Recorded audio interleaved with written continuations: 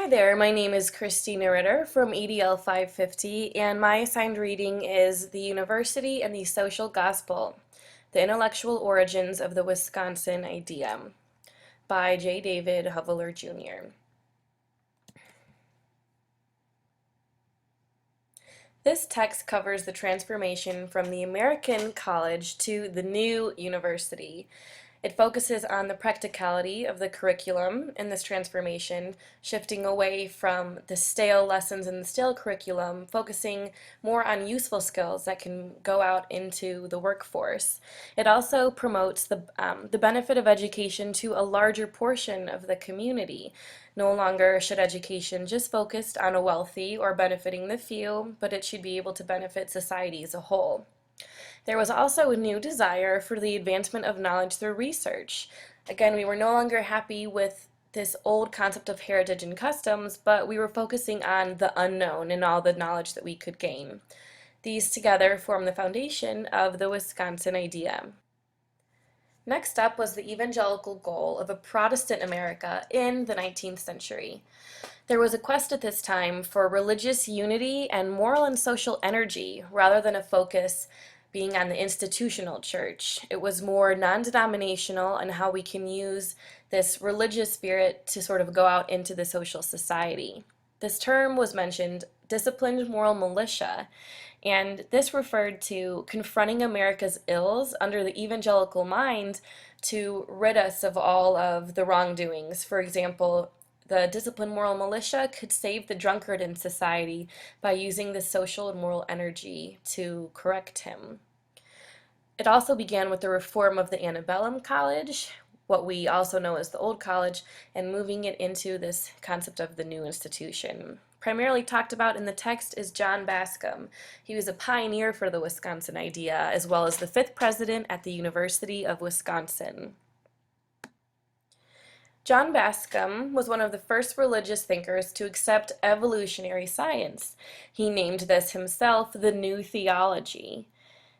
Within the New Theology, he put a big emphasis on moral philosophy, and this was a course that he taught at the University of Wisconsin to every individual student himself, emphasizing the role that moral philosophy plays in helping rid the problems within our government and politics.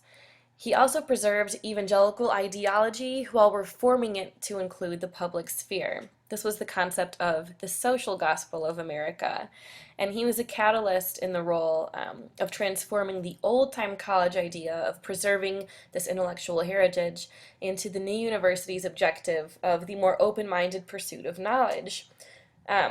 At the beginning of this time, there were only 9 major colleges that were thought to be narrow and somewhat anti-intellectual, and John Bascom was a pioneer that shifted toward this interest in research and new knowledge in the social sciences.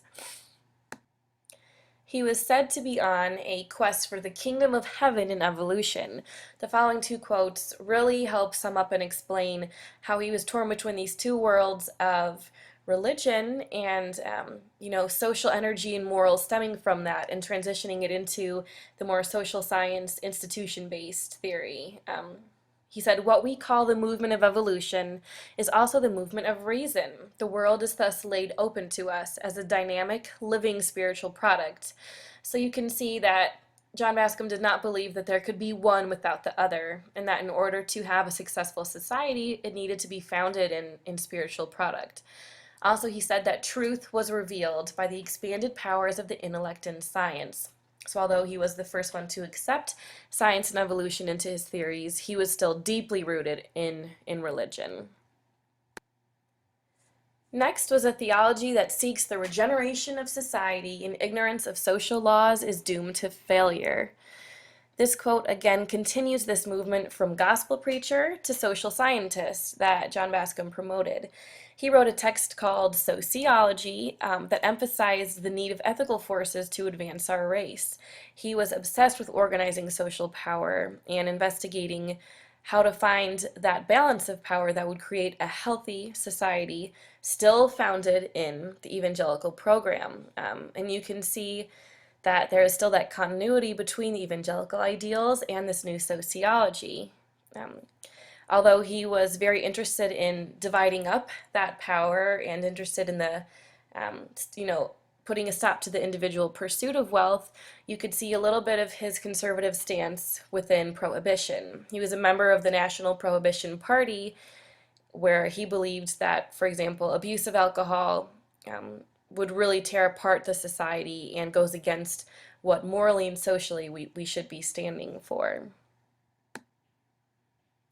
Again, touching on the fact that he was against the individual pursuit of wealth, he believed that a ruthlessly competitive society with the power in the hands of a few individuals was just simply unethical and unchristian, and that this ultimately would be debilitating to society as a whole.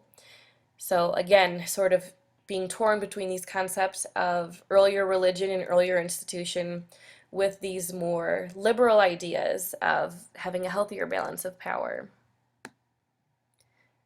This was all contributing to the rise of the state university, and Bascom believed that the state university should be the institutional epitome of intellectual and moral power.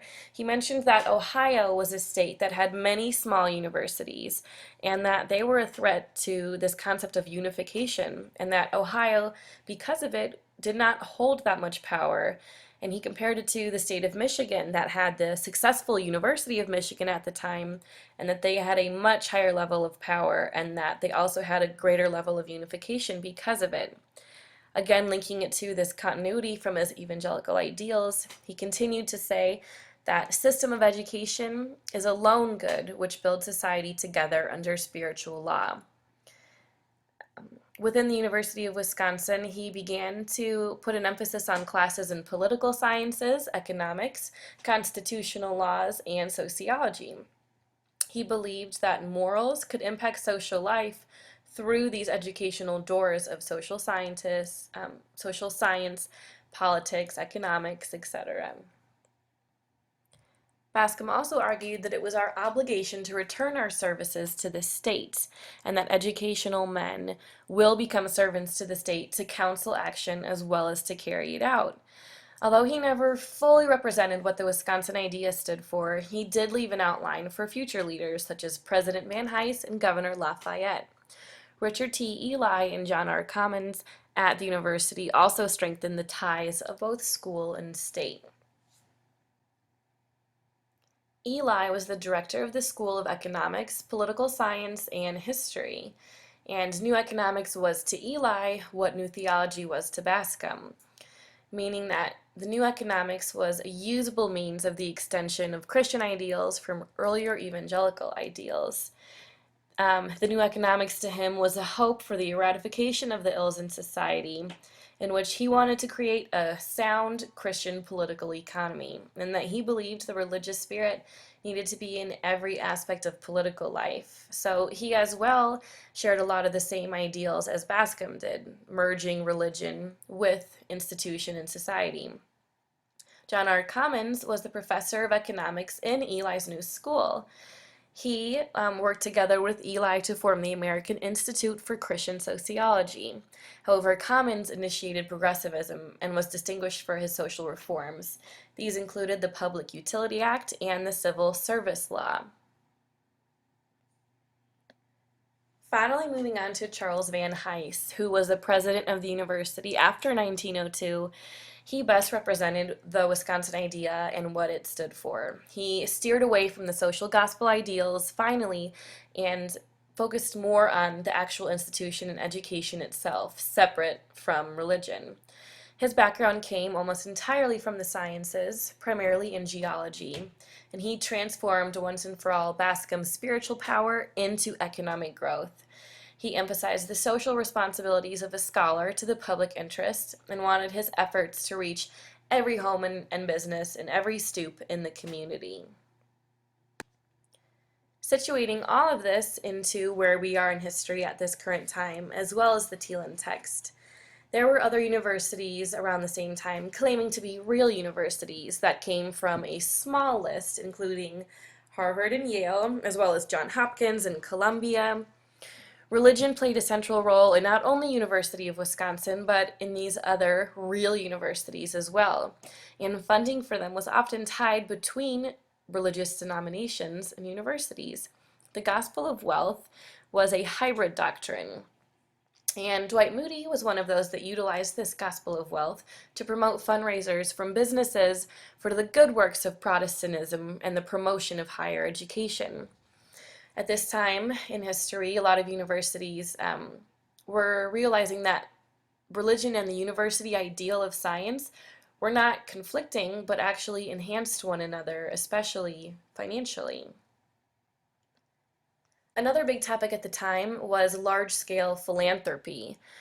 Men emerged, such as Rockefeller and Carnegie, who were corporate leaders known as the captains of industry.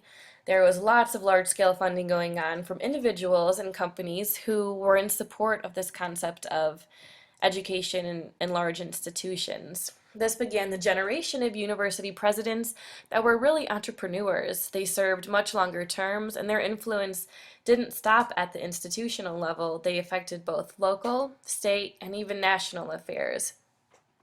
There was an even further shift in curriculum to focus on a broader range of social sciences, mathematics, and other useful skills for careers that could go out and infiltrate the community to affect a larger number of people.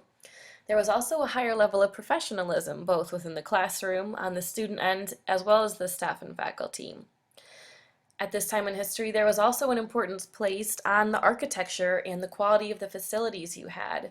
This became a factor in reputation for these universities who had a more sophisticated design or who had a more advanced facility offered for the students. Sports also began to emerge at this point, including football. Although we were advancing in those ways, women in education was still bittersweet. Although their numbers in enrollment were between 30 and 50%, they were still severely underrepresented and faced their own issues within the university. As well as when they had graduated and moved out into the workforce, they were still discriminated against in terms of what jobs they could get, and as well as their pay salary was not equal. My questions for you to think about are, what remnants of this spiritual obligation and religious undertones from the gospel ideal do you still see in higher education today, if any? Also, which leader from the reading do you think contributed most greatly to the actual Wisconsin idea and the progression of the American institution? I really appreciate your feedback and your thoughts about this article. I look forward to responding to you. Thank you for reading and for listening.